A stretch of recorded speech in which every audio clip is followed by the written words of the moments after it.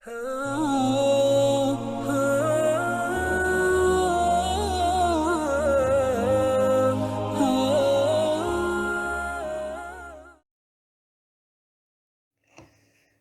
علیکم ورحمۃ اللہ وبرکاتہ۔ الحمد للہ رب العالمین والصلاة والسلام علی رسولہ الکریم، اما بعد۔ اعوذ باللہ من الشیطان الرجیم، بسم اللہ الرحمن الرحیم۔ رب اشرح لی صدری ویسر لی امری واحلل عقدۃ من لسانی یفقہوا قولی۔ اللہ کے فضل و کرم سے اور رحمت سے آج ہم سورۃ الفاتحہ شروع کریں گے انشاءاللہ۔ لفظی ترجمہ سے آغاز کرتے ہیں۔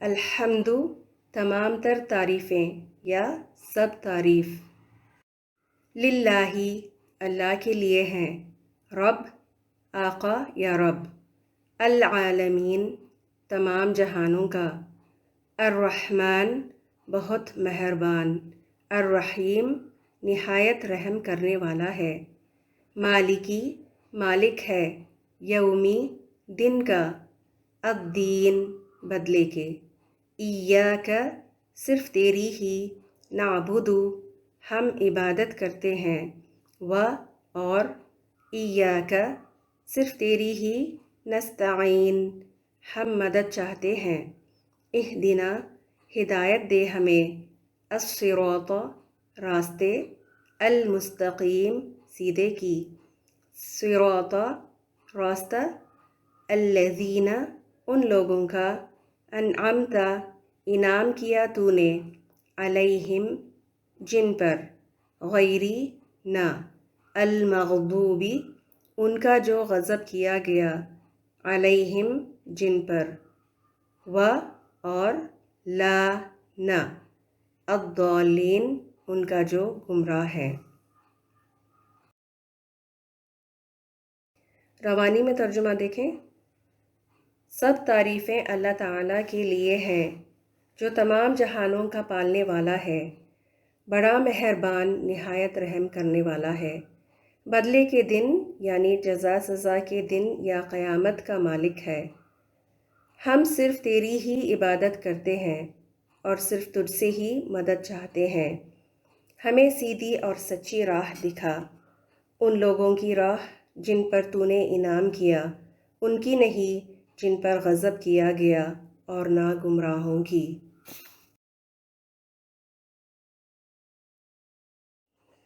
سورۃ الفاتحہ کی فضیلت۔ فاتحہ کا معنی ہے کھولنے والی۔ مصحف کھولتے ہی یہ پہلی سورت ہے پہلے ہی صف پر، اور یہ مشکلات کو کھولنے والی سورت ہے۔ ہر مصیبت کا حل مل جاتا ہے اور رکاوٹیں دور ہو جاتی ہیں سورۃ الفاتحہ کو پڑھ لینے سے۔ اس سورت کی بہت بڑی اور بہت ہی زیادہ فضیلت ہے۔ اس سورت کے تقریباً 25 سے 30 نام بتائے گئے ہیں۔ اس کے ناموں کی تعداد سے ہی احساس ہو جاتا ہے کہ اس کی کتنی زیادہ ورچوز ہیں۔ اس کا ایک نام ہے سورہ الحمد۔ اس کو کچھ لوگ سورہ الحم کہتے ہیں، لیکن یہ سورہ الحم نہیں، دال آخر میں ایڈ کرنا چاہیے، سورہ الحمد، جو سب کو معلوم ہے۔ دیگر ناموں میں سے ام القرآن یا ام الکتاب یعنی قرآن کی ماں یا کتاب کی اصل صورت ہے۔ سورہ الشفا، سورہ الشافیہ یعنی شفا دینے والی صورت ہے۔ سورہ الرقیہ بھی اس کا نام ہے، یعنی دم کرنے والی صورت۔ سورہ الشکر، سورہ الکنز یعنی خزانے والی، سورہ الکافیہ یعنی کافی ہو جانے والی، اور سبع من المثانی یعنی بار بار دہرائی جانے والی 7 آیات اس کے کچھ نام ہیں۔ کچھ احادیث کے حوالے سے سورۃ الفاتحہ کی فضیلت پر غور کرتے ہیں۔ رسول اللہ صلی اللہ علیہ وسلم نے فرمایا، قسم ہے اس ذات کی جس کے ہاتھ میں میری جان ہے، اللہ تعالیٰ نے آسمانی اور الہامی کتابوں میں سے نہ تورات میں ایسی صورت نازل کی اور نہ انجیل میں ایسی صورت نازل کی اور نہ ہی زبور میں کوئی ایسی صورت نازل کی، اور نہ ہی قرآن میں سورۃ الفاتحہ جیسی کوئی دوسری صورت نازل کی۔ سورۃ الفاتحہ کو نازل کر کے اللہ تعالیٰ نے اپنی مخلوق پر انعام کیا ہے۔ اس سے پتہ چلتا ہے کہ قرآن مجید کی تمام صورتوں میں سے سورۃ الفاتحہ سب سے عظمت والی ہے۔ یہ 7 آیتیں بار بار پڑھی جانے والی آیات ہیں، اس لیے ان کو سبع من المثانی کہا جاتا ہے۔ سورۃ الفاتحہ نماز کا لازمی حصہ ہے، نماز قبول ہی نہیں ہو سکتی اس کو پڑھے بغیر۔ یہ ایک رکن یا پلر ہے نماز کا۔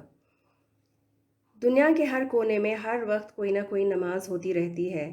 جب ہماری فجر کی نماز ختم ہوتی ہے تو گلف کنٹریز میں فجر کا وقت شروع ہو جاتا ہے، اور اسی طرح دوسرے علاقوں میں فجر کا وقت ایک کے بعد ایک شروع ہو جاتا ہے۔ پھر باقی ساری نمازوں کا بھی یہی روٹین ہوتا ہے، اور ہر نماز میں ہر رکعت میں سورۃ الفاتحہ پڑھی جاتی ہے۔ دنیا بھر میں ہر وقت پڑھی جانے کے لیے اللہ نے اسی سورت کو چنا ہے۔ اس سے بھی آپ اندازہ لگا سکتے ہیں کہ یہ کتنی عظیم و شان سورت ہے۔ قرآن کی ہر سورت مبارک ہے اور باعث رحمت بھی، لیکن سورۃ الفاتحہ کی سب سے زیادہ فضیلت بیان کی ہے نبی صلی اللہ علیہ وسلم نے۔ یہ سورت دعا کی قبولیت کا بھی ذریعہ ہے۔ صحیح مسلم کی حدیث کا مفہوم ہے، سورہ الفاتحہ اور سورۃ البقرہ کی آخری 2 آیات کو ایک فرشتے نے نبی صلی اللہ علیہ وسلم کو آ کر خوشخبری دی تھی کہ یہ 2 نور ہیں جو آپ صلی اللہ علیہ وسلم سے پہلے کسی اور نبی کو نہیں دیے گئے تھے، اور جب کبھی ان دونوں میں سے کسی ایک کو پڑھ کر دعا کرتے ہیں تو پھر دعا قبول ہوتی ہے، وہ دعا رد نہیں ہوتی، بشرط یہ کہ پورے یقین کے ساتھ سورت کو پڑھیں، اور پھر اس یقین کے ساتھ بھی کہ اس کے بعد جو دعا کریں گے وہ قبول ضرور بضرور ہوگی۔ اس سورے کے ناموں میں سے الرقیہ، الشفا اور الشافیہ بھی ہے۔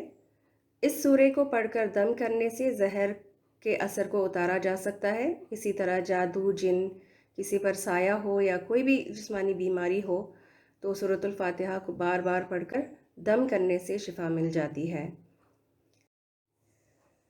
حدیث میں ایک مشہور واقعہ درج ہے۔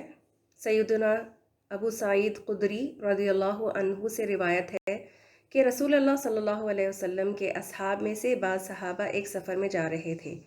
وہ عرب قبائل میں سے ایک قبیلے کے پاس سے گزرے تو انہوں نے ان قبیلے والوں سے مہمانی طلب کی، لیکن انہوں نے مہمان نوازی نہ کی۔